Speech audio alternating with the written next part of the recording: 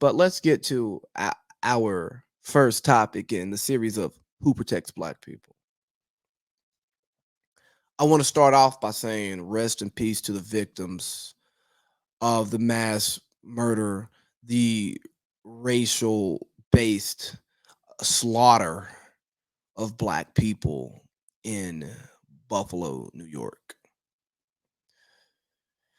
I don't know what these people are going through. I don't know what the families, the friends, the loved ones, the survivors, the onlookers, uh, uh, uh, anybody are going through. Right? I don't know, and I'm not gonna act like I know.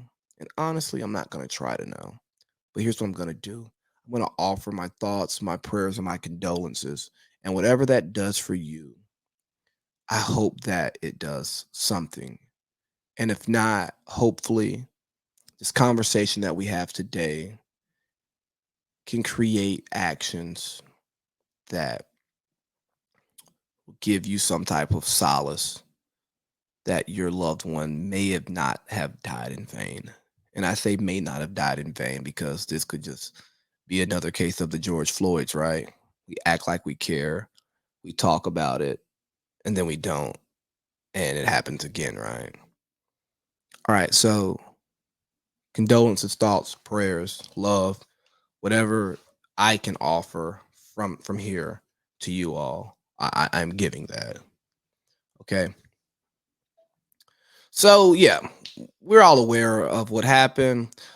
Was I think 27 people were killed at a supermarket in Buffalo, New York by a little racist fuck. And it's sad, it's unfortunate.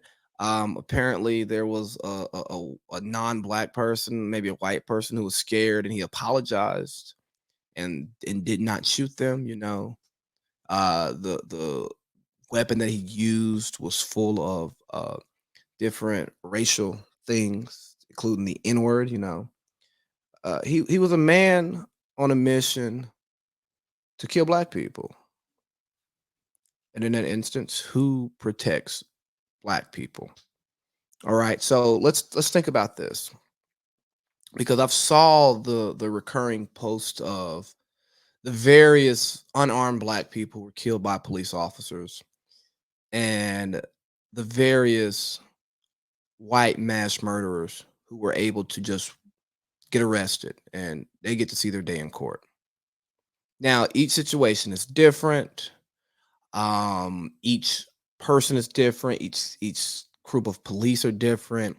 And I'm sure if we broke down statistics of the number of black shooters versus white shooters who make it out, there can be a stat that accurately paints the picture to us. Okay. But I want to talk about the picture that's being painted to us because despite what the stats say, the optics are you can be a black person who creates a threat that possibly threatens someone or makes someone feel threatened, and you can lose your life. But you could be a white person who takes lives and you get to see the judge. That's the optics, okay?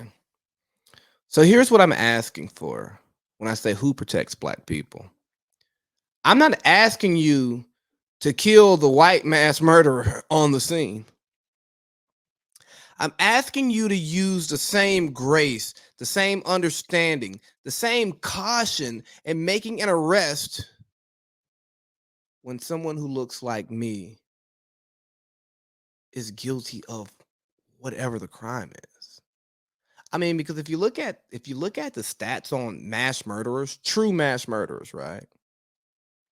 There's like a certain description that hits most of them, okay? And if you want to know what that description is, just type it in.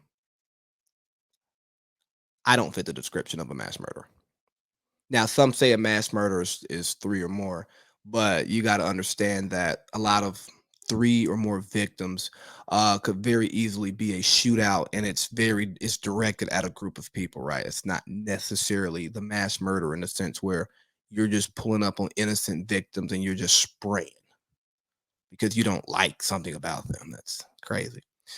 So yeah, just let's use the same grace, the same understanding, the same discernment when apprehending someone who looks like me who may or may not be guilty of a crime.